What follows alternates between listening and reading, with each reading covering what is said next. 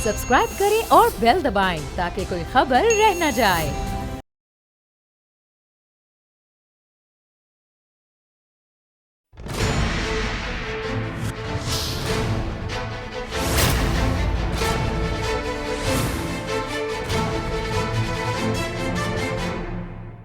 अस्सलाम वालेकुम, मैं हूं नूरुल आरफीन सिद्दीकी और आप देख रहे हैं मेरी जंग। मरियम नवाज़ साहिबा की बज़ला संजी की दाद देने यहाँ बैठा हूँ, जो भरी बज़्म में लताइफ सुनाने से भी बाज नहीं आ सकी। कल फरमा रही थी कि कश्मीर नवाज शरीफ के दौर में ही आज़ाद होगा। कंफ्यूज आ गया मैं। ऐसा लगा कि जैसे नवाज शरीफ एक ऐसे यूनियन काउंसिलर का नाम है जो आज तक बरसर इक़्तिदार नहीं आ सका। खैर से 3 मरतबा की वजारत उज़्मा के मज़े लूट चुके हैं, अब पता नहीं बच्चे की जान लेंगे। फरमाती हैं कि कश्मीर को मोदी की झोली में फेंक दिया गया। ये ज़ाहिर है कि मौजूदा हुकूमत पर तबर्रा फरमा रही थी। यहाँ पर भी अजीब इख्तलाज क़ल्ब की सी कैफियत हुई। इस हुकूमत से मुझे भी कोई इतनी ज़्यादा हुस्न ज़न तो नहीं है, लेकिन फिर भी यहाँ ये कहना बिल्कुल बजा होगा कि मोदी किसकी सालगिरह का केक खाने के लिए यहाँ पाकिस्तान आया था पप्पा जानी से मिलने। अफ़गानिस्तान में भारत के पैसों से दी हुई अतिया करदा वो पार्लियामेंट बिल्डिंग का इफ्तिताह करने के बाद अचानक जहाज़ ने रूट बदला और किसी को भी पता नहीं था। जहाज़ यहाँ लैंड किया, नवाज शरीफ के साथ आकर के मुआनका किया, मुसाफा किया, फ़ोटो सेशन हुए, उसके बाद फिर शालों के तबादले हुए, आमों की पेटियां एक्सचेंज हुई और उसके बाद दफ़ा हो गए। मरियम नवाज का कहना है कि कश्मीर का लीडर इमरान खान जैसा बुज़दिल नहीं हो सकता। हो सकता है, अब अपने तौर पर ठीक कह रही हूँ, मुझे इस बात में हिस्सा डालने की तो कतई कोई आरजू नहीं है, लेकिन पूछना यह था कि जिसकी शुजात के डंके आप बजा रही हैं, यानी नवाज शरीफ के 2 मरतबा का तो रिकॉर्ड है कि वो मुल्क से फ़रार हुए हैं 2 मरतबा। एक दफ़ा जनरल मुशर्रफ के ज़माने में, वो भी एक मुआहदा डॉक्यूमेंट साइन करके, उसके बाद पूरी पार्टी मिल करके झूठ बोलती रही कि हमने ऐसा कोई मुआहदा साइन नहीं किया।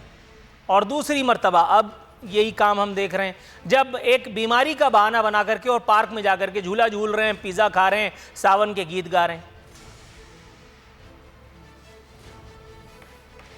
दूसरी जानिब गवर्नर हाउस कराची में, कराची के बेटों जब मैं कह रहा हूं तो उसे इन्वर्टेड कॉमाज में समझिएगा, क्योंकि इनमें से कोई एक बेटा भी ऐसा नहीं जो वफादार हो, माजरत के साथ। गवर्नर हाउस कराची में कराची के बेटों की बैठक कचहरी मुनक्किद हुई है।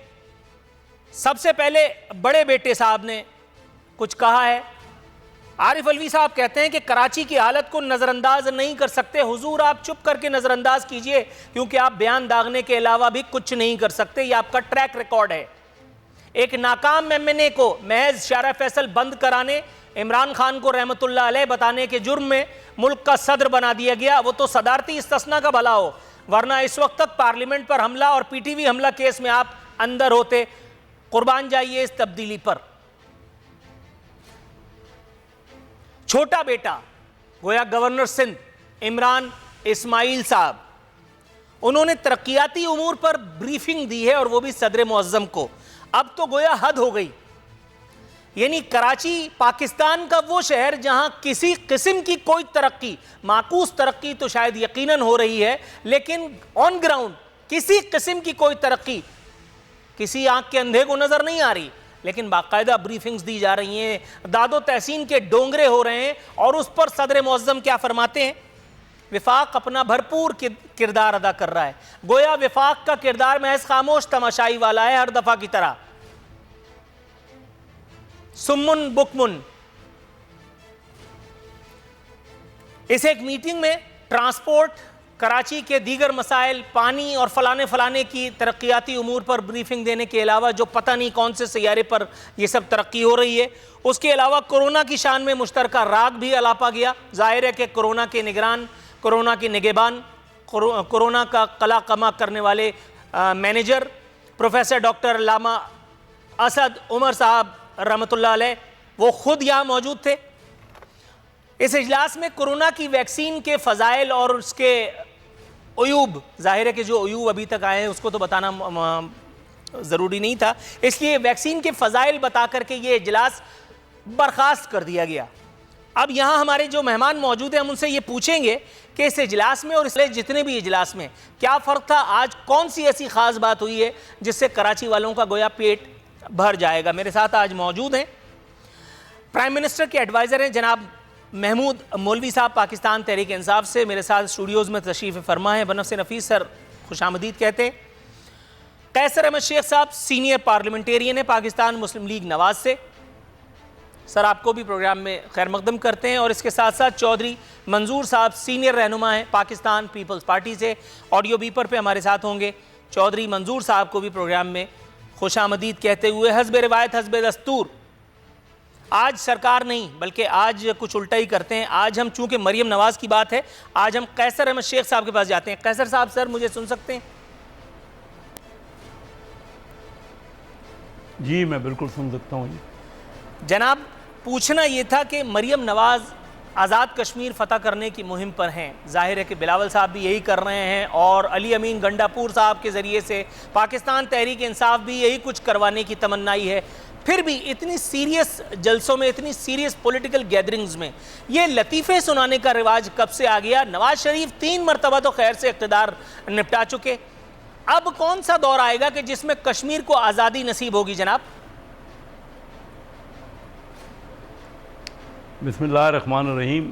देखिए कश्मीर तो जब से पाकिस्तान बना है कश्मीर का मसला है, मुख्तलिफ हुकूमतें आई, कोई सिर्फ नवाज शरीफ नहीं आए, 3 दफ़ा आए तो कुल 9 साल वो प्राइम मिनिस्टर रहे, कुल 74 साल हो गए पाकिस्तान को, तो 8वां हिस्सा उन्होंने हुकूमत की, बाकी 7 हिस्से दूसरों ने भी हुकूमत की। ये आप दुरुस्त कह रहे हैं कि कश्मीर का मसला हल होना चाहिए और उस सब हुकूमतों की ये कोशिश भी है।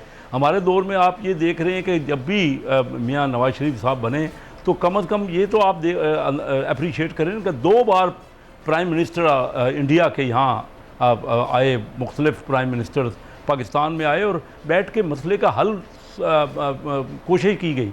ठीक है, इंडिया की हट धर्मी है, उसने वहाँ के कश्मीर के लोगों के हकूक़ को गज़ब किया हुआ है और वो कोई बात मानने को तैयार ही नहीं है, क्योंकि दुनिया के बाकी ममालिक भी जो है ना इस वक्त खामोश हैं कश्मीर में जो कुछ आज हो रहा है। लेकिन ये इमरान खान साहब तो वो सालसी की बात करके वहाँ गए थे, अमेरिका में वो बात करने गए थे और उसके बाद उन्होंने कहा, पहले ये कहा था कि नहीं जी मोदी ही आए अगर इलेक्शन जीते तो तब ही कश्मीर का मसला हल होगा, ये रिकॉर्ड पे बात है। अब वो कह रहे हैं कि मोदी जाएँ तो तब कश्मीर का मसला हल होगा। मुझे तो इमरान खान साहब की समझ नहीं आती। देखिए तमाम हुकूमतों का मामला है, कश्मीर का मसला हल होना चाहिए और अभी तक नहीं हुआ तो उसमें बिल्कुल पाकिस्तान की मुख्तलिफ हुकूमतें शामिल हैं और हम सबको मिल के हम अपने नुमाइंदे लाते हैं, आप प्राइम मिनिस्टर इलेक्ट करते हैं लोग। तो कश्मीर का मसला कोई इतना आसान नहीं है, ना ही OIC इस्लामिक कंट्रीज देखिए हम उसकी भी सपोर्ट नहीं ले सके थ्रू आउट ही। और ये इंडिया क्योंकि एक बड़ी इकानमी है तो उसकी इकानमी की वजह से अमेरिका बिल्कुल ऑल आउट है इस वक्त अमेरिका के साथ। वो एक लफ्ज़ भी बात करने को कश्मीर को सालसी की बात ज़रूर उसने की, लेकिन उसके बाद क्या हुआ कि मोदी ने यहाँ आकर सारा कश्मीर को आके जम कर लिया और अपने आप में असम्बली में सारी अमेंडमेंट्स करवा दी। तो ये एक उलझा हुआ मसला है, लेकिन क्योंकि सर इस उलझे हुए मसले को जरा थोड़ा सा अपने तई सुलझाने की कोशिश करते हैं, थोड़ा सा खातिर जमा रखिएगा। मेरे साथ मौजूद हैं चौधरी मंजूर साहब पाकिस्तान पीपल्स पार्टी से। चौधरी साहब आप मुझे सुन सकते हैं सर?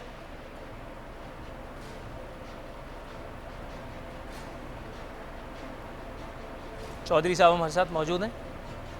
आवाज कट के आ रही है। चौधरी साहब सर आपको मेरी आवाज़ आ रही है? मुझे आवाज कट के आ रही है। आवाज़ कट के आ रही है, ज़रा थोड़ा सा आवाज़ सही कर दें इनकी और चौधरी साहब की आवाज़ ज़रा मुझे लाउड कर दें। चौधरी साहब अगर आप मुझे सुन पाएँ तो मैं आपको सवाल थ्रो करने की कोशिश फरमा लूँ। सर पूछना ये था, कर ले, लेकिन आवाज़ कट के आ रही है। आवाज़ का मसला ज़रा हल फरमा दीजिए चौधरी साहब की, जब तक मैं महमूद मौलवी साहब से गुफ्तगू फरमा लूँ। महमूद मौलवी साहब, सर मरियम नवाज़ साहिबा की इस एक गुफ्तगू से क्या नतीजा किया जा सकता है? गोया कन्फ्यूज़ हैं या मुझे कुछ ऐसा लग रहा है? मेरे ख्याल से आपने जो कहा इसके बाद मैं आपको क्या कहूँ, आपने इतने वाज़ह कर दिया चीज़ें जो जिसको कहते हैं ना बिल्कुल शीशे की तरह वाज़ह किया है आपने कि देखिए ये सिर्फ वहाँ बैठ के बदकिस्मती से, हालांकि काफ़ी अभी मेरे ख्याल से अरसे से सियासत में है, और आप ये देखें ना इस किस्म के बयानात देना कि नवाज़ शरीफ आके कर लेंगे, जबकि मेरे ख्याल से देखें कैसर साहब यहाँ बैठे हैं और वो भी आज देखें बहुत सारी चीज़ें ऐसे होती हैं जो कि लीडर्स कह जाते हैं तो उसको जिसको बोलते हैं ना डिफेंड भी नहीं कर सकते आदमी, ठीक है ना। तो हकीकत ये है चाहे कोई भी हो, मगर आप ये देखें ना आप उसकी डिफेंड क्या करेंगे। उसकी वजह कि 3 दफ़ा हुकूमत किया और उस 3 दफ़ा के हुकूमत में देखिए कश्मीर का सॉर्ट आउट होना तो दूर की बात, मेरे ख्याल से अगर आप तवारीख उठा के देखें तो इसमें तो हुआ ये कि वहाँ पे जुल्म और बर्बरियत बढ़ती चली जा रही है। और मैं कैसर साहब से ये एग्री करूँगा कि हमारे जो मुस्लिम ममालिक के OIC हैं और टर्की है, बहुत सारे ममालिक हैं, इसके ऊपर कोई बात करने को भी तैयार नहीं है। बदकिस्मती से ये है कि इस पे वो बात भी नहीं करते हैं। आज मैं कहूँ कि ये जो मुस्लिम ममालिक अगर ज़रा सा प्रेशर डालें तो कश्मीर के मसले को हल होने में देर नहीं लगेगी। उसकी वजह यह है कि देखें हमको एक मुत्तहद होके देखिए ना कश्मीर का इशू को सॉल्व करना है। जब देखें फ़लस्तीन का होता है, जब भी मुस्लिम ममालिक एक साथ नहीं होती है, तो बस ये हमारी बदकिस्मती है। और इसके अलावा मैं क्या कह सकता हूँ। कॉन्ट्रडिक्शन है आपकी बात में कि अगर एक पेज पे ही नहीं है पाकिस्तानी यानी मुस्लिम ममालिक, मुस्लिम ब्लॉक जी, तो फिर कश्मीर का मसला हल होने में देर क्यों कर नहीं है। थोड़ा सा मेरे ख्याल है रोशनी ले लेते हैं चौधरी मंजूर साहब से। चौधरी मंजूर साहब, सर जहमत की अजहद माजरत, पूछना ये था कि सर आज़ाद कश्मीर इंतखाबात के लिए तमाम सियासी जमातों ने, उनके कायदीन ने कमर कस ली है। बिलावल साहब भी वहाँ बाकायदा मौजूद थे कुछ दिनों पहले तक, और अब वो अमेरिका के एक दौरे पर रवाना हो चुके हैं। सर मरियम नवाज़ इस दौरान में खूब खबर ले रही हैं इमरान हुकूमत की, लेकिन एक अजीब सी सिचुएशन देखने में आई है। बिलावल साहब इमरान खान साहब की जितनी नज़र उन्होंने नहीं उतारी, उससे ज़्यादा नज़र उन्होंने पाकिस्तान मुस्लिम लीग नवाज़ और उसकी क़यादत की उतार ली है। सर इस बारे में ज़रा कुछ इज़हार ख्याल फरमाइए। देखो, उन्होंने सियासी बातें की हैं। कश्मीर का इशू एक बड़ा इम्पोर्टेंट इशू है पाकिस्तान के हवाले से, और कश्मीर का इलेक्शन भी क्योंकि इम्पोर्टेंट इसलिए ज़्यादा हो गया है, ये पहली बार तारीख में हुआ कि उन्होंने कश्मीर को अनेक्स कर लिया 370A का खात्मा करके। और ये कोई मामूली बात नहीं है। पाकिस्तान 70-72 साल तारीख में इस तरह से नहीं कर पाया इंडिया जो इस वक्त हो चुका है। सो इसलिए ये इम्पोर्टेंट है। और हम बिलावल साहब ने परसों आखिरी जलसे में ये कहा, मीरपुर के जलसे में, कि कोई भी मेरी पार्टी का बंदा मरियम नवाज साहबा के बारे में कोई जाती कलमात नहीं कहेगा, कोई जाती बात नहीं करेगा। हाँ, अलबत्ता सियासी बातें करने का लिहाज है। अब सवाल ये है कि कौन सी बात है जिसपे आप समझते हैं कि वो गलत की है, ताकि मैं ये बता सकूं कि उसका पस मंजर क्या है, उसकी बैकग्राउंड क्या है। नहीं, ज़ाहिर है कि बात आप बिल्कुल अपनी जगह दुरुस्त कह रहे हैं कि सियासी बयानात कायदीन एक दूसरे के बारे में दागा ही करते हैं, लेकिन शहबाज शरीफ साहब के हवाले से वो जो हल्की फुल्की लाइट फायरिंग जो बिलावल साहब करते रहते हैं अपने जलसों में, हाज़र यानी रिसेंट भी अभी इसका मुजाहरा किया गया था, उसकी वजह मतलब लोग ये समझते हैं कि शायद वो इस वजह से है कि अपने आप को एक फ्रेंडली अपोजिशन दिखाने की जो है वो तायब होना चाह रहे हैं। वो चाह रहे हैं कि उसका दाग अपने ऊपर से धो सकें। क्या ऐसा है? हम फ्रेंडली अपोजिशन कैसे हो गए? PDM हम बनाए, हम फ्रेंडली अपोजिशन है। ज़मान पे उनकी हो फ्रेंडली अपोजिशन पीपल्स पार्टी है। आसफ जरदारी साहब पे नए केस अभी बनाया, अभी एक नोटिस दिया गया, फ्रेंडली अपोजिशन हम है। खुर्शीद शाह साहब अभी जेल में है, फ्रेंडली अपोजिशन पीपल्स पार्टी है। खुर्शीद शाह साहब के बेटे को जेल में डाल दिया है, फ्रेंडली अपोजिशन हम है। 6 नए लोगों को नोटिस मिल गए, फ्रेंडली अपोजिशन हम है। हमारे बीमारी के बावजूद आसफ जरदारी साहब चले गए, फ्रेंडली अपोजिशन हम। मुझे तो वैसे इस लॉजिक की समझ नहीं आती जो मीडिया के दोस्त सवाल करते हैं। मुझे तो उन पे हैरानी होती है कि वो क्या बात कर रहे हैं, वो कह क्या रहे हैं, उनका मकसद क्या है कहने का। वो अपने तौर पर कह रहे हैं कि या किसी के कहने पे ये बातें कर रहे हैं। हकायक तो इसके बरक्स हैं। हमारे लोग तो सारे के सारे चले गए और नून लीग के 14 मेंबर्स नहीं आए। चलो मियाँ शहबाज शरीफ साहब की मजबूरी समझ आती है। ये सबसे ज्यादा जो बोलते हैं शायद खान अब्बासी, उनकी क्या मजबूरी? तो इसलिए ऐसी बातें करने से पहले आप सोचें कि हमने तो हर मौके पे इस हुकूमत के खिलाफ, पंजाब में हम करना चाहते हैं, इस हुकूमत के खिलाफ हम सेंटर में करना चाहते हैं, इस हुकूमत के खिलाफ बलूचिस्तान में करना चाहते हैं। हालात ऐसे बने थे, मुस्लिम लीग नून ने नहीं किया, नो कॉन्फिडेंस नहीं किया, उसकी बजाय PDM हमने बनाई थी, उन्होंने तोड़ दी। तो फिर फ्रेंडली अपोजिशन हम कैसे हो गए भाई? ठीक हो गया सर, थोड़ा सा तवक्कुफ कीजिएगा, मैं आपकी तरफ आता हूँ। कैसर अहमद शेख साहब, सर मरियम नवाज के उसी बयान की जानिब आते हैं। सर कश्मीर को मोदी की झोली में फेंकने का इल्ज़ाम आयद किया है। सर मोदी किसकी सालगिरह का केक खाने के लिए आया था? अफगान पार्लियामेंट का वो जो भारतीय पैसों से तामीर हुई थी, नरेंद्र मोदी उसका इफ्तिताह करके वहाँ एक पाकिस्तान मुखालिफ तकरीर दाग करके किसकी सालगिरह का केक खाने के लिए आया था, जो उसको बाकायदा VVIP प्रोटोकॉल दिया गया था। जाते हुए उसकी वालदा के लिए शॉल्स रवाना की गई थी, आमों की पेटियाँ रखवाई गई थी। क्या आप इतना बड़ा मुल्क इंडिया, जिससे आपकी पड़ोसी भी है, अगर उनका प्राइम मिनिस्टर पाकिस्तान में आता है तो ये पाकिस्तान की इज़्ज़त अफजाई है। अगर कोई ज़ाती फंक्शन में भी, मैं तो हैरान हूँ आप पे। आज मोदी साहब हमारे प्राइम मिनिस्टर का टेलीफोन अटेंड नहीं करते, तब आप नाराज़ हैं। और अगर वो prime minister all the way एक ज़ाती फंक्शन पे भी आए, कभी भी आपके कोई भी आप, हमारी जो रस्म रिवाज है सब कॉन्टिनेंट की, अगर किसी के कोई फंक्शन में या किसी के यहाँ, तो इज़्ज़त उसको दी जाती है ना। मुझे तो हैरानी है आपकी बात पे। इसमें कोशिश की गई कि बैठ के मसाइल का क्या बैठे बगैर कभी कोई किसी मुल्क का मसला हल हो सकता है। ये बात आप मुझे बताइए कि आप मीटिंग नहीं करेंगे, शायद आपको हैरानी जुज़वी तौर पर दुरुस्त हो रही है। मैं पूरा सवाल दागे देता हूँ। सजन जिंदाल जैसा जो है एक आदमी उस वफ्द में उनके साथ आया था, अगर आपको याद हो। सजन जिंदाल को मरी की पहाड़ियों पर लेकर के और राजो नियाज हो रहे थे। सर मेरा ख्याल है अब शायद आप समझ पाएंगे कि मैं क्या पूछना चाह रहा था।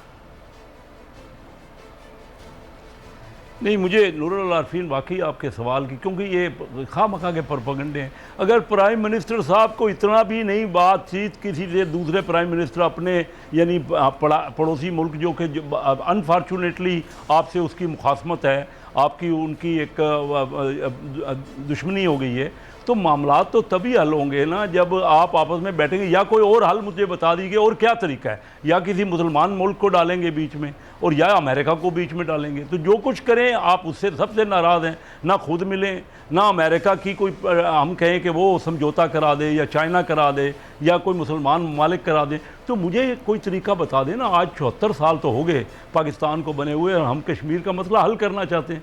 मैं हैरान हूँ कि आप अगर यही करते रहेंगे, एक दूसरे का मजाक ही उड़ाते रहेंगे, यानी प्राइम मिनिस्टर लेवल तक अगर वो हमारे मुल्क में आ गए और हमारी उन्होंने इज़्ज़त अफजाई की, पर्सनल फंक्शन पे आए, उसके बावजूद आप कह रहे हैं चलो नहीं आए तो अब बता दीजिए, अब बात करके देख लीजिए। टेलीफोन तो उठाते नहीं है हमारे प्राइम मिनिस्टर साहब का। और ख़ुद प्राइम मिनिस्टर साहब ने कहा था कि अगर मोदी बन गए मैं उनके साथ हूँ इलेक्शन में। ये रिकॉर्ड की बात है कि अगर वो इलेक्शन जीत गए तो कश्मीर का मसला हल हो जाएगा। उसके बाद वो जाके अमेरिका में जाके सालसी की बात करते रहे। फिर क्या ये हुकूमत, और यहाँ आके सारे का सारा ये हो गया कि जम हो गया, उन्होंने अनेक्स कर लिया, और कोई उनको शर्मिंदगी भी नहीं है। हम तो यही कह रहे हैं, देखिए आज मैंने असम्बली में भी कहा, अगर हम बिज़नेस नहीं करते, इंडिया से कारोबार नहीं करते, तो हमारा नुकसान हो रहा है। हम वो चीज़ें, वो इंडिया की चीज़ें दुबई की मार्फत या ईरान की मार्फत हम ले रहे हैं स्मगल होके, वो महंगी ख़रीद रहे हैं। वही अद्वियात, वही सब्ज़ियाँ आज ख़रीद रहे हैं। आपने अपना हर चीज़ बंद कर दी इंडिया, क्योंकि ज़्यादा इंडिया एक्सपोर्ट करता है, हमारी एक्सपोर्ट कम है।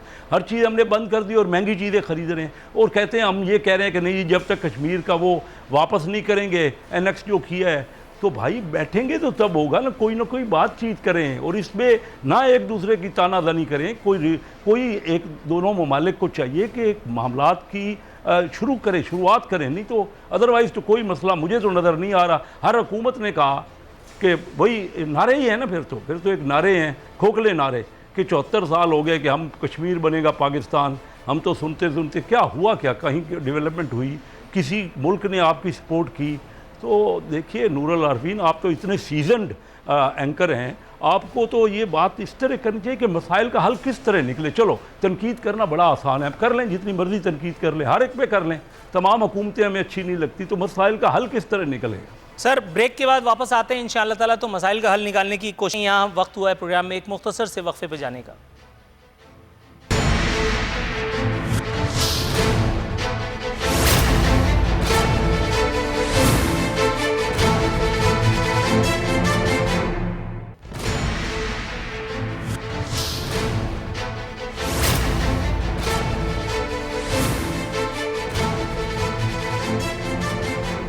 वेलकम बैक नाजरीन। बस्तूर हमारे मेहमान हमारे साथ मौजूद हैं। यहाँ हम चौधरी मंजूर साहब की तरफ जाएंगे। चौधरी साहब, अभी कैसर अहमद शेख साहब ने जो इरशाद फरमाया, ज़ाहिर बात दुरुस्त है, दो मुल्कों के दरमियान अगर ताल्लुकात इस्तवार हो रहे हैं तो वो डायलॉग्स के ज़रिए ये सारे मामलात होते हैं। इमरान खान साहब को उसे एक टेलीफोन कॉल के इंतज़ार का ताना जो दिया, मेरा ख्याल है कि वो बात भी दुरुस्त है। लेकिन सर, इससे पहले ये बात भी तो है कि जब हुकूमतें इक़्तिदार में आती हैं, पॉलिटिकल पार्टीज़, तो उनके दौरे इक़्तिदार में जो गफलतें, जो कोताहियाँ, जो कमियाँ, जो कजियाँ बरती जाती हैं, वो मसला कश्मीर के हवाले से हो या किसी और हवाले से, उसकी जानिब किसी की तवज्जो नहीं दी जाती। सर, नवाज शरीफ यहाँ आया, उसके हवाले से जो भी बातें अभी कैसर अहमद शेख साहब ने की, मोदी जो यहाँ आया, वो आपने मेरे ख्याल से सुनी। लेकिन सर, मोदी की तकरीब हलफ बर्दारी में जिस चाव के साथ और जिस ठस्से के साथ मियाँ साहब भी गए थे, जिस उम्मीद और जिस तवक्को पर, आपको लगता है कि वो एक आरजू, वो एक उम्मीद भी उनकी पूरी हुई थी? देखिए, एक बुनियादी बात होती है, आप किसी पार्टी के बारे में, किसी मुल्क के बारे में, किसी शख्सियत के बारे में आप एक पर्सपेक्टिव बनाते हैं पॉलिटिक्स के अंदर। आपकी एक सोच होती है, एक फिक्र होती है कि वो पार्टी आएगी, वो फर्द आएगा तो क्या करेगी। बीजेपी के बारे में, भाजपाई के बारे में और सोच थी, और ये दोनों पार्टियों की राय जो है वो मोदी के बारे में गलत साबित हुई। तारीख ने गलत साबित किया। पीपल्स पार्टी ने सिर्फ कहा कि ये बुचर ऑफ गुजरात है, इससे कोई बात नहीं हो सकती और ये कोई बात नहीं करेगा, क्योंकि सिचुएशन बिल्कुल मुख्तलिफ है। ये कोई और आदमी है, इसका मैनिफेस्टो पढ़े। एक तरफ वो पहले उसकी तकरीब वफादारी में चले गए, फिर उनको अपने घर बुलाया, फिर इमरान खान उनके जीतने की दुआएं मांगते रहे कि वो जीतेगा तो मसला कश्मीर हल हो जाएगा। उसके बिल्कुल उलट साबित हुआ, क्योंकि मोदी की बैकग्राउंड को समझे बगैर, मोदी की पॉलिटिक्स को समझे बगैर, उसकी पॉलिटिक्स तो एक नफरत पे खड़ी है, हेट पे खड़ी। और वो जो नफरत थी, वो जो हेट थी, उसको आप पता नहीं क्या समझ रहे थे, दोनों पार्टियां क्या समझ रही। तो इसलिए हम ये समझते हैं कि मोदी के होते हुए कोई डायलॉग नहीं हो सकते, कोई बात नहीं हो सकती, कि वो किसी और माइंडसेट का बंदा। आप कैसे उससे क्या बात करें, किस इशू पे करेंगे। सो ये एक बुनियादी पॉइंट है जिसको समझने की जरूरत है। Right sir. महमूद मौलवी साहब, सर अब उसी तकरीर की जानिब में आपको दोबारा लिए चलता हूँ। चौधरी मंजूर साहब ने कहा कि मोदी की पॉलिटिक्स जो है वो नफरत की पॉलिटिक्स है। इसके अलावा भी कुछ और लोग पॉलिटिक्स कर रहे हैं। किस बात की पॉलिटिक्स कर रहे हैं आपसे पूछूंगा। सर, मरीम नवाज़ का कहना है कि कश्मीर का लीडर इमरान खान जैसा बुज़दिल नहीं हो सकता। सर, इमरान खान साहब के बारे में जो भी उन्होंने फरमाया, उसको तो आप या तो इस्तरदाद फरमा दीजिए या उसकी तौसीक़ फरमा दीजिए। लेकिन मैं पूछना चाह रहा था कि ये मोहब्बत की सियासत है जो मरीम नवाज़ वहाँ आज़ाद कश्मीर में फरमा रही थी? देखिए, मैं आपको ये कहूँगा कि मरीम नवाज़ ने कहा कि इमरान खान जैसा बुज़दिल, मेरे ख्याल से ये तो वक्त ने बता दिया। जो आदमी अमेरिका को जवाब दे सकता है तो उसकी हिम्मत और बुज़दिली का जो फ़ैसला है वो अवाम कर चुकी है। देखिए, आज तक अमेरिका के आँख में आँख डाल के कोई बात नहीं कर सकता था। इन्होंने ओपनली उनको टक्के से जवाब दे दिया और दुनिया ने देखा। हर शो में लोग पूछते थे कि जी मुआहिदा हो गया, ये हो गया, तो कुछ भी, सब दूध का दूध, पानी का पानी सामने आ गया। तो ये मेरा ख्याल से देखें ना, ये जो अभी बात करना यही होगा ना कि स्लोगन्स हैं जो वो अपनी पॉपुलैरिटी के लिए कुछ ना कुछ तो उनको बोलना है ना वहाँ पे। वो अपने जलसे को कायम दायम रखने के लिए वो अगर वो तनकीद नहीं करेगी इमरान खान के ऊपर तो वो बात क्या करेंगी। उनके पास मवाद नहीं है बात करने को। जिसके पास मवाद नहीं होता है बात करने को तो वो दूसरों पे तनकीद करके और वो उसको हाईलाइट कर रहा है। अपना दे ना, उसके जवाब देंगे क्या है, क्योंकि वो ये तो नहीं कह सकती कि नवाज शरीफ साहब ने बहुत अच्छा कर लिया और हमारे दौर में ही हुआ, तो वो तनकीद करने के वो बुज़दिल है। देखिए, दूसरे को बुज़दिल बोल के आप दिलेर नहीं बन जाते। बिल्कुल ठीक है। लेकिन सर, आपको पता है इस तरह से प्रोग्राम करना मेरे लिए बड़ा मुश्किल साबित हो रहा है। लेकिन पूछना ही था, आप कह रहे थे कि इमरान खान ने उनकी आंखों में आंखें डाल करके, सर अमेरिका तो पुश्त आपकी तरफ किए खड़ा हुआ था, अमेरिका ने तो पूछा ही नहीं था। आपने बिलावजह अपने तौर पे उसको जवाब भी दे दिया और अमेरिका को फतह भी कर ली, ये सब चीज़ें हुई। लेकिन थोड़ा सा तवक्कुफ रखिएगा, मैं आपकी तरफ आता हूँ। कैसर अहमद शेख साहब, सर इमरान खान साहब की शान में ये जो कलिमात मरीम नवाज़ साहिबा ने अदा किए, जो उनको ताना बुज़दिली दिया। सर, नवाज शरीफ साहब गुरदासपुर का किला फतह करके लाए थे हम लोगों के लिए, क्यों हमारी कौम उनकी बहादुरी की दास्तानें याद रखेगी? क्यों हमारी दरसी कुतुब में नवाज शरीफ की शुजाअत के जो है वो सबक पढ़ाए जाएंगे? असल नूरुल आरफीन, हमारे यहाँ शुरू से ही ना यही और तलवार टूट गई जैसी जो है ना अफसाने और नावलें पढ़ के बात होती है। मेरे दोस्त, हकीकत देखना पड़ेगी। आप अपने पड़ोसी को तब्दील नहीं कर सकते, पड़ोसी पड़ोसी ही रहेगा। आपने 74 साल तो हो गए, हमने 3 जंगें भी लड़ ली। या तो कोई बैठ के, या कोई चौधरी मरदूर साहब कह रहे हैं कि हमारी दोनों पार्टियों की उन्होंने तनकीद की, उनका राइट है, लेकिन मुझे बताइए कोई हल बताएं ना कि हम क्या करें, हम क्या लड़ाई कर लें? बिल्कुल इमरान खान साहब ने एक दिन असम्बली में कहा और सही तौर पे कहा कि हम नहीं लड़ सकते। देखिए, लड़ाई से कोई मामलात, आज अमेरिका ने अफ़गानिस्तान में 20 साल दुनिया की सबसे सुपर पावर, क्या उसने जीत लिया अफ़गानिस्तान? तो ये मामले टेबल पे बैठ के और एमिकेबली हल हो सकते हैं। देखिए, जब कोई हल होने लगता है, कोई ना कोई मामला उसमें शुरू हो जाता है। अगर या तो आप इंडिया से बात बिल्कुल नहीं करना चाहते और अपने नुकसान करना चाहते, इंडिया 1990 में ना हमसे 4 गुना था, आज नूरुल आरफीन हमसे 10.5 गुना हो गया। 1990 में आज 10.5 गुना उसकी इकानमी हो गई है, और आज हमारी इकानमी है $290 अरब, और उनकी इकानमी 3,100 अरब हो गई। वो आगे बढ़ रहे हैं, हम और नीचे जा रहे हैं। उनका बजट हमारे वक्त ना नूरुल आरफीन मुस्लिम लीग के दौर में पाकिस्तान का डिफेंस का बजट $10 अरब था, और इंडिया का डिफेंस का बजट $65 अरब था। आज हमारा $9 अरब हो गया है, और उनका $70 अरब हो गया है। हम 6.5 गुना था हमारे वक्त में, मुस्लिम लीग के दौर में, इंडिया का बजट, डिफेंस बजट। आज वो 7.25 गुना हो गया है। हम एक पेज पे भी हैं। ओ भाई, एक पेज पे ज़रूर हैं डिफेंस फोर्सेज आपके साथ, वो तो क्योंकि मुल्क का दफा चाहती हैं, लेकिन आपने उनको क्या दिया? उनकी तनख्वाहें फौजियों की कम हो गई हैं, उनका डिफेंस, इंडिया आगे बढ़ रहा है। तो इस तरह क्या आप कश्मीर ले लोगे?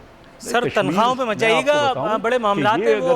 गरीब एक आम आदमी की तनख्वाहें भी मेरा ख्याल है बहुत कम है, वहाँ अगर उस तरफ गए तो बहुत ही ज़्यादा मौजूद। जी, आम आदमी की सिविल मुलाजमीन की तनख्वाहें नहीं बढ़ी। 40%, 3 साल में 40% महंगाई, कम अज कम इनकी अपनी जो वो बिल्कुल एक नया, जिसको कहते हैं वो नया कट्टा खुल जाएगा। मौजू को थोड़ा सा हम डाइवर्ट करेंगे सर। अच्छा, मैं बात ये करना चाह रहा हूँ, मैं बात ये करना चाह रहा हूँ, तो या तो कोई बैठ के हम इन प्रोग्रामों में हल बताएं। 74 साल हो गए, हर कोई यही कहता रहेगा हम 1000 साल लड़ेंगे, या हम, भाई आज की दुनिया 1000 साल लड़ने वाली नहीं है। यूरोप जो आपस में लड़ता रहा, सारे सैकड़ों साल लड़ते थे, 100-200 साल, तो क्या हुआ? आखिर में टेबल पे बैठना पड़ा। मेरे दोस्त, उतना बड़ा वो तो आगे बढ़ रहा है, उसकी इकानमी आगे बढ़ रही, हमारे यहाँ तो कोई फॉरेन इन्वेस्टमेंट नहीं आ रही। हम जब नीचे ही चले जाएंगे मईशत के तौर पे, और एक दूसरे की दिलेरियां दिखाते रहेंगे कि हम बहुत दिलेर हैं, वो पार्टी बहुत दिलेर है, हमने ये कर देना है। हम right sir, got your point. थोड़ा सा तवक्कुफ की इस्तदा है आपसे, थोड़ा सा तवक्कुफ की इस्तदा है। चौधरी मंजूर साहब के पास जाऊंगा। चौधरी मंजूर साहब, सर अब हम मौजू को थोड़ा सा तब्दील करते हुए कराची की हालत पर 2 आंसू गिरवाने की ख्वाहिशमंद हैं आपसे। सर, कराची के बेटों की गवर्नर हाउस में बैठक हुई है, जिसमें सदर मुअज़्ज़म की सदारत में कराची के उमूर पर, कराची में वो तरक्याती उमूर जो PTI की क़यादत कंडक्ट कर रही है, अब ये पता नहीं कौन से सैयारे पर ये तरक्की हो रही है, इसके बारे में मैं आपसे जानना चाहता हूँ। सर, पीपल्स पार्टी से बड़ा शिकवा है, अब बताइए, कराची के बेटों को गवर्नर हाउस में अपनी अलग एक कचहरी लगानी पड़ी है, क्योंकि पीपल्स पार्टी ओन नहीं करती कराची को, पीपल्स पार्टी कराची को कुछ देने की रवादार नहीं है। अच्छा, पहली बात, एक फिक्रा मैं कहना चाहता हूँ, कैसर अहमद शेख ने कहा कि मैं तो इंडिया पाकिस्तान पीस प्रोसेस का हिस्सा रहा हूँ, हमने बहुत काम किया था। आप इंडिया को और मोदी को एक नहीं कर सकते। इंडिया और है, इंडिया से बिल्कुल बात होनी चाहिए, वहां पे करनी चाहिए, लेकिन मोदी से आप क्या बात करेंगे? किस इशू? आप ये कश्मीर एनेक्स कर लिया और कोई बात करनी है? एक बात। दूसरी बात मैं ये कहना चाहता हूँ, देखें, ये एब्सोल्युटली नॉट और ये किस्म की बातें, ये एक टाइम था कि आप ट्रंप के आगे पीछे बंगड़े डालते फिर रहे थे, आज आप रूट कर बैठ गए। दोनों पॉलिसीज ही गलत है। आपको एंगेज रखना है जो एक्चुअल होती है। दूसरी, ये पता नहीं कहाँ से तारीख उठा लाते हैं कि पहली बार किसी ने आंखों में आंखें डालकर बात की है। यहाँ पे जुल्फिकार अली भुट्टो ने तो मौत कबूल की है। क्या वो अमेरिका ने, हेनरी किसिंजर ने धमकी नहीं दी लेकिन उसने धमकी को बलाए ताक रखते हुए अपनी जान दे दी, लेकिन अपनी बात से खड़ा रहा, अपनी जो चीज थी उसने की, करके दिखाई। आज एटमी प्रोग्राम, मिसाइल टेक्नोलॉजी या JF-17 थंडर, अल खालिद टैंक, सारा कुछ पाकिस्तान पीपल्स पार्टी और पाकिस्तान पीपल्स पार्टी के कायदीन का दिया हुआ है। एक बात। दूसरी बात यह है कि अगर वो कराची के बेटे हैं तो बाकी तो फिर बेटे सुतेले बेटे हो गए ना कराची। अब सबसे ज्यादा जो मैंडेट मिला है वो तो PTI को मिला है, और PTI को चाहिए था कि उस मैंडेट के मुताबिक कम से कम वो सारे उनको सपोर्ट करती। कराची को चलो आप बाकी को छोड़ दे, वो अपने MNA को तो पैसे दे सकते थे ना, फेडरल गवर्नमेंट। MNA, मैं भी MNA रहा हूँ, शेख साहब MNA है, हमें क्या डेवलपमेंट फंड नहीं मिलता? कितना डेवलपमेंट फंड दिया है कराची? कितनी सीटें हैं? 16 है कि 17 है सीटें इस वक्त PTI की? ये थोड़ी सीटें हैं। ये मुझे लगता है कि बहुत बड़ा कराची ने मेहरबानी की है। अब सवाल ये है कि कराची को आपने कहा था कि हम 172 अरब का पैकेज दें, किधर है वो? पहला तो कराची का अलमिया ये है कि जब तक आप कराची के लोग सही नहीं गिन पाएंगे आप कुछ भी नहीं कर पाएंगे। आप बंदे गिन रहे हैं 1 अरब, आप कह रहे हैं कि वहां पे 1 करोड़ 60 लाख है, लेकिन एक्चुअल तो 3 करोड़ से ज्यादा है। जी हाँ। अगर आप डबल आबादी रख के बैठ जाएंगे और इंतजाम करेंगे आप आधे लोगों का, खाने का आप इंतजाम करेंगे 50 लोगों का, होगा 100 बंदा, तो कैसे कर पाएंगे? ना आप पानी दे पाएंगे, ना कुछ भी दे पाएंगे। इसलिए सबसे बुनियादी बात यह है कि सेंसस के अंदर सबसे पहला जो राइट कराची को मिलना चाहिए वो तो एक्चुअल राइट ये है तो उनको गिने, ताकि उसके मुताबिक उनको डिविजिबल पूल में से या जो कुछ भी उनके पास फंड जाने हैं उसके मुताबिक जाए। वो तो कोई पहला बुनियादी उसूल है जिससे खड़ी है, लेकिन कोई उनकी बात सुनने के लिए तैयार नहीं है। सेंसस ये नवाज शरीफ के दौर में हुआ था तो सेंसस गलत है, उस पर सारी पार्टियों ने इतराज किया था। आज भी पहले तो सेंसस। दूसरी बात यह है कि जो वादे और मुआहदे किए थे, एक तरफ तो डिविजिबल पूल में से कम दे रही है सिंध गवर्नमेंट को पैसा, जो उनका राइट है। अब डिविजिबल पूल का भी एक समझने की बात है, ये पैसे फेडरल गवर्नमेंट के नहीं है, ये वहां के लोगों से लिया हुआ टैक्स है। फेडरल गवर्नमेंट तो एक कलेक्टर का हैसियत रखती है, कलेक्ट करके उन्होंने वापस लौटाने हैं। पंजाब को पंजाब की आबादी के मुताबिक या बाकी जो डिविजिबल पूल के जो इशारे हैं उसके मुताबिक, सिंध को सिंध के, KP को KP के, कश्मीर को कश्मीर के, GB को GB के, बलूचिस्तान के बलूचिस्तान। अब आप वो डिविजिबल पूल से भी कम दे रहे हैं। उठ के आपने K4 ले लिया, खुद भी हम करेंगे। अगर आपने नहीं करना था तो आपने अपने जिम्मे क्यों लिया? अब वो जब लोग उनसे पूछते हैं कि भाई आपने K4 अपने जिम्मे ले लिया, उस पर कोई काम नहीं आप कर रहे, आपने वहां पे आपकी 16 सीटें हैं, वहां पे कोई फंड नहीं दे रहे, आपने 172 अरब रुपए का पैकेज दिया, उसमें बताएं क्या 500 मिलियन सिर्फ पिछले पूरे साल के अंदर सिर्फ आप 500 मिलियन दे रहे हैं?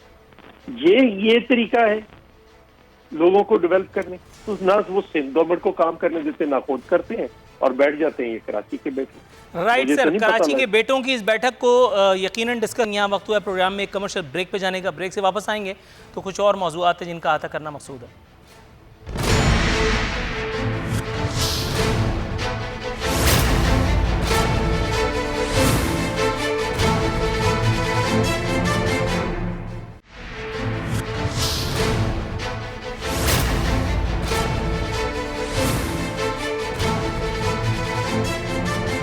वेलकम बैक नाज़रीन, इख्तितामी लम्हा शो के आन पहुँचे हैं महमूद मौलवी साहब। सर, कराची का रोना रो रहे थे, विफाक अपना किरदार अदा कर रहा है, गवर्नर जो हैं वो ब्रीफिंग दे रहे हैं तरक्याती उमूर पर। कौन से सैयारे पर तरक्की हो रही है, कौन करवा रहा है, किसको नज़र आ रही है और कौन बगले बजा रहा है? सर, सब कुछ गुडमुड हो रहा है, ज़रा रहनुमाई कीजिए। नहीं, देखिए मैं आपको बताऊंगा, जो वहाँ पे मीटिंग थी उसके अंदर हम कराची की बात कर रहे थे और कराची में तरक्की मेन चीज़ है। जैसे अभी वो पानी के बात की कि मैं आपको ये बैठ के बता रहा हूँ कि पानी का प्रोजेक्ट इंशाल्लाह वो वहाँ से जो K4 की जो बात कर रहे हैं, देखिए उसकी डिज़ाइन चेंज किया गया, क्योंकि पहले वो ओपन में आ रहा था, अब वो पाइप के थ्रू आएगा। तो वो चीज़ मैं आपको बता दूँ, वो इंशाल्लाह पानी का भी वो हो रहा है K4 के जो आप प्रोजेक्ट की बात कर रहे हैं। दूसरा, इस वक्त तक 55 करोड़ रुपया जो पिछले मतलब जून क्लोज़ हुआ है, हर MNA को दिया गया है अपने हलके में काम कराने के लिए। बदकिस्मती ये है कि ये काम जो है वफाक का नहीं है, ये काम सूबों का है, 18th अमेंडमेंट का। अगर सूबे ये अपने छोटे छोटे काम कर लेते, जैसे गलियों के अंदर रोडों को बनाना, पेवर्स लगाना, पानी के लाइनों को और गटर के लाइनों को ठीक करना, अगर ये सूबे कर लेते हैं तो ये अमाउंट बड़े प्रोजेक्ट्स पे लग रहा है। अब मैं आपको बताऊँ ना, छोटे छोटे बाग और ये तक तो जो है वफाक के पैसों से बन रहा है। आपको गुलिस्तान जौहर की बात करूं, गुलशन इकबाल की बात करूं, तो वहाँ पे भी बहुत सारी गलियों के जो है पेवर्स के अलावा रोड्स बना रहे हैं, पानी के लाइन डाल रहे हैं, गटर लाइन डाल रहे हैं। देख, उसकी वजह यह है कि देखें, मैं फिर कहूँगा ये काम वफाक का नहीं है। और अभी बसेस की जो हम बात कर रहे हैं, ये मैं आपको कहूँगा कि सितंबर को ये जो है ग्रीन लाइन ये ऑन हो जाएगा। और इसके लिए सिंध गवर्नमेंट ने जो ऑरेंज लाइन का, अगर देखें आप, ये देखें सिंध गवर्नमेंट के सामने बता रहा हूँ, सिंध गवर्नमेंट ने ऑरेंज लाइन के लिए जो उनका है उसके बसेस के लिए भी जो है हमें SIDCL को पैसे दिए। मेरे ख्याल से 3-4 रोज़ पहले कहने लगे जी हमारे हिस्से के भी बसेस आप लोग मंगा लें। तो काम हो रहा है और मेरे ख्याल से सितंबर में देखिए, ये इस आने वाले साल में आपको बहुत वाज़े तौर पे नज़र आएगा जहां काम हो रहा है।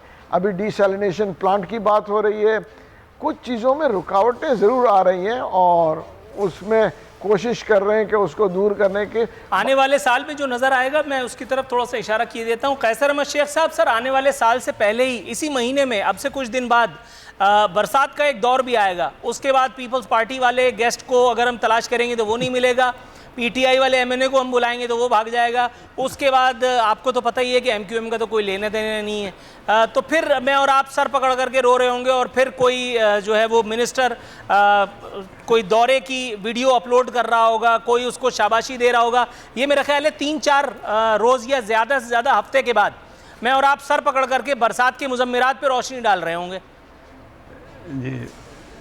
जी नूरुल आरफीन, जो पिछले साल हुआ और जिस तरह पोश इलाकों में, बाकी इलाके तो खैर उनका पुरसान हाल ही कोई नहीं होता कराची में, पोश इलाकों में जिस तरह उन्होंने ज़िंदगी गुजारी, तो मैं ये कह रहा हूँ कि पता नहीं कोई भी, सब हुकूमतें आई हैं और 18वीं तरमीम में के बाद इतने ज़्यादा फ़ंड थे सूबों के पास, सेंटर के पास भी फ़ंड हैं, लेकिन मेन काम तो ये तमाम मसाइल जो हैं, पोल्यूशन देख लीजिए, दुनिया का गंदा तरीन शहर कराची है। पानी है तो यहाँ है ही नहीं, यहाँ से इंडस्ट्री सारी शिफ्ट हो रही है, जितनी भी लेदर की इंडस्ट्री थी, पेपर की कोई इंडस्ट्री यहाँ नहीं लगी, और भी सीमेंट, यहाँ पे इंडस्ट्री नहीं लग रही क्योंकि पानी नहीं है। और फिर उसके बाद जो सड़कों का और गलियों का हाल है, और अब बारिश अगर हो गई तो कराची और बदस्तूर ऐसा है, कोई ये आज से नहीं है, मैं पिछले 60 साल से देख रहा हूँ कितना साफ़ सुथरा शहर होता था और आज हमने क्या कर दिया है कराची को, और कोई पुरसाने हाल ही नहीं है। हम यहाँ पे TV पे बातचीत करते रहते हैं, आज थोड़ी पहली बार तो हो नहीं रही, करेंगे, कोई पता ही नहीं चल रहा कि ये फ़ंड जाता किधर है। और कराची जितना मेट्रोपॉलिटन शहर है, अब अगर कोई भी बाहर का भी इन्वेस्टर आएगा तो डायरेक्ट पाकिस्तान के अंदर तो नहीं चला जाएगा, पहले क्योंकि हब है, ये हमारा इंडस्ट्रियल हब है, हमारा गेटवे है कराची, पोर्ट है हमारा यहाँ, तो यहाँ ही आके इंडस्ट्री भी लगाएगा। हमारे यहाँ देखिए ना, फॉरेन इन्वेस्टमेंट आ ही नहीं रही। इंडिया जो बातचीत आप करते हैं हमारा दुश्मन है, लेकिन उसके यहाँ कितना 10-20 गुना हमसे ज़्यादा इन्वेस्टमेंट हो रही है, लगातार हो रही है। और मैंने पहले जिक्र किया ना कि इंडिया 1990 में 4 गुना था, आज 10.5 गुना हो गया। मेरे दोस्त, पता नहीं हम कराची जैसे 2-2.5-3 करोड़ की आबादी के शहर को क्या हमने कर दी है। और यहाँ कोई, यहाँ से बहुत से लोग शिफ्ट हो गए हैं, इंडस्ट्री शिफ्ट हो गई है। कराची में जिसकी हुकूमत है, मेरा ख्याल है उससे ज़हमत कलाम दिए लेते हैं। चौधरी मंजूर साहब, सर आपने मेरा ख्याल है कि अब तक तो समाअत फरमा ही लिया होगा, जो भी गुफ्तगू इस वक्त तक हुई है कराची के हवाले से। 2 एजाज़ात पाकिस्तान पीपल्स पार्टी की सूबाई हुकूमत के रहते कराची को मिल गए। एक, नाकाबिल रिहाइश शहर, दुनिया का सबसे ज़्यादा नाकाबिल रिहाइश शहर बन चुका। दूसरा, बदतरीन ट्रांसपोर्ट का हामिल शहर। सर ये गोरा साहब ने ये दोनों टाइटल्स कराची को दिए हैं, अगर आप तरदीद फरमाना चाहें। देखिए, मुझे ज़्यादा तो कराची के बारे में नहीं पता, लेकिन बहरहाल जो सूरत हाल मैंने आपको कही कि नाकाबिले रहायश बिल्कुल हो जाएगा। जब आप 1.5 करोड़ की आबादी कहेंगे, जो 3 करोड़ से ऊपर की आबादी है, तो कैसे आप उसको मैनेज कर पाएंगे? और फिर ट्रांसपोर्ट भी नहीं मैनेज, कुछ भी नहीं आप मैनेज कर सकते। पहला तो जो इशू है, जो गलती है, या जो गलती नहीं है बल्कि बुनियाद है इस सारे गलत काम की, वो ये है कि अगर आप आबादी ठीक नहीं गिनेंगे तो आपने आप किस पे तरक्याती काम करवाते हैं? जो कुछ भी करते हैं किस बुनियाद पे करते हैं? आबादी की बुनियाद पर करते हैं। आपकी आबादी है, आप नहीं गिन सकते, बाकी आप क्या करते हैं। रही बात ये कि काफी अभी काम जिस तरह से सिंध गवर्नमेंट कर रही है, अगर फेडरल गवर्नमेंट भी साथ साथ इसी तरह से उनको हिस्सेदार बनती तो शायद आज काफी यही मसाइल हल हो जाते। देखिए ना, कराची की MQM अब जो फेडरल गवर्नमेंट की इत्तेहादी है वो सबसे ज्यादा सीटें रखती है, फेडरल गवर्नमेंट PTI और PTI की इत्तेहादी, लेकिन कराची को उस हिसाब से ना फंड्स दे रहे हैं, ना सिंध गवर्नमेंट के अपने फंड्स दे रहे हैं। ये कलमियां हैं। Got your answer sir. नाज़रीन, जैसा कि कराची की हालत जो है वो सिर्फ़ और सिर्फ फ़ंड्स के ना होने की वजह से है। रोना कल भी फ़ंड्स का था, आज भी फ़ंड्स का है। वो जिस बारिश की तरफ मैं इशारा कर रहा था, जो अब से कुछ दिनों बाद इंशाअल्लाह ताला हम पर बरस ही पड़ने वाली है, और उसके बाद फिर आप देखेंगे कि वॉइसराय सिंध की फुर्तियाँ, उसके बाद आप देखिएगा नासिर अली शाह अपनी पजारों को, लैंड क्रूज़र को लेकर के दंदनाते हुए किसी साफ सड़क पर इंशाअल्लाह ताला घूमते हुए नज़र आएंगे। उसके बाद मुर्तज़ा वहाब और सईद गनी की वाहिद जिम्मेदारी ये होगी कि कोई अच्छा सा जुमला ताक करके वहाँ फिट करें, और उसके बाद आखिर में जियो भुट्टो का नारा लगा करके, और उसके बाद सिंध हुकूमत झुकाई दे जाएगी। पाकिस्तान तहरीक इंसाफ का रहा तो पाकिस्तान तहरीक इंसाफ जो है वो पाकिस्तान पीपल्स पार्टी पर तबर्रा फरमाती रहेगी, वो 18वीं तरमीम पर जो है वो दुर्रे मारती रहेगी। और रह गई MQM, तो आपको तो पता है कि MQM ना मेरे शो में आती है, ना मुझे पसंद करती है, और रहा मेरा हाल तो मेरा हाल भी उससे कुछ मुख्तलिफ तो नहीं है। ये था आज का प्रोग्राम। चौधरी मंजूर साहब, कैसर अहमद शेख साहब, महमूद मौलवी साहब, तीनों मौज़िज़ीन का इंतहाई मशकूर हूँ कि अपनी मसरूफियत के बावजूद हमारे प्रोग्राम में शिरकत की ज़हमत गवारा की। नाज़रीन, ये था आज का प्रोग्राम। इंशाअल्लाह अगले हफ्ते बशर्ते फ़ुर्सत मुलाकात होती है। फ़ी अमानिल्लाह।